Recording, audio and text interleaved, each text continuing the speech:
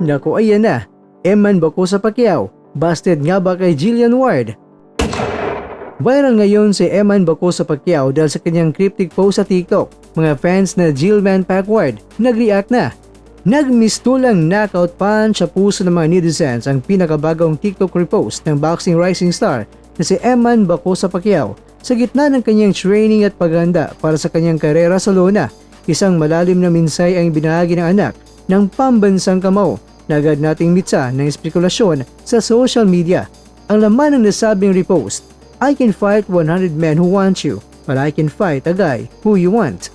Dahil sa linyang ito, hindi mapigilan ng mga boxing fans ang magtanong, busted nga ba si Eman? Nako naman, aray mo.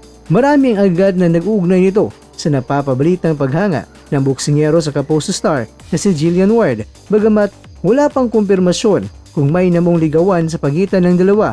Pero ang mga cryptic na post na galawan ni Eman sa social media ay tila nagpapahiwatig na isang heartbreak nga ba, pero sana ay hindi naman. Pero kakwento, busted nga ba?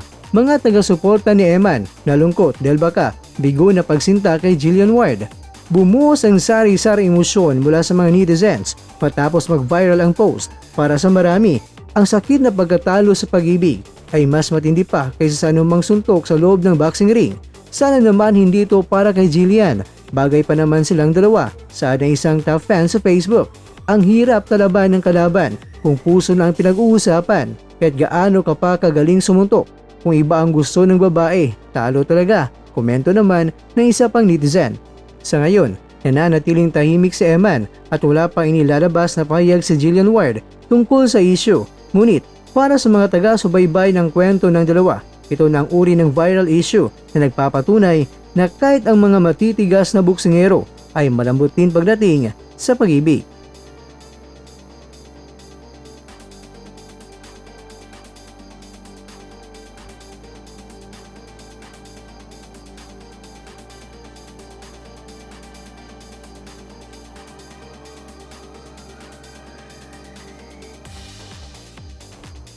Samantala, sa usaping boxing naman, mainit pa rin pinag-uusapan na naging performance ni Nonito the Filipino Flash Donaire.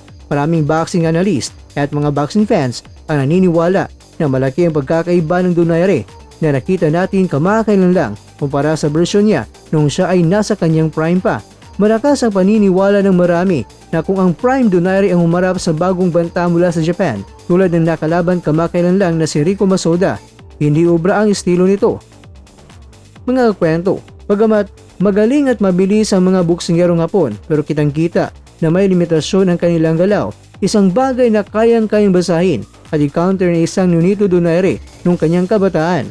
At yan ay mismong pahayag ng Pinoy boxing prospect na si Kenneth Nuber. Narito naman ang kanyang mga pinupunto. Una, limitasyon ng Hapon. Ang galaw ng mga Hapon ay technical pero may pattern na madaling mabasag sa isang elite counterpuncher. Pangalawa, prime versus prime. Sa tapatan ng lakas at talino, ang prime the Filipino Flash ay mananatiling yamado dahil sa kanyang lakas at timing na hindi basta-basta natatablan. Mga kakwento, ang huling minsay ni Nuber ay nakaka-excite at puno ng kaba dahil sinabi niya na kita-kits soon, Masoda.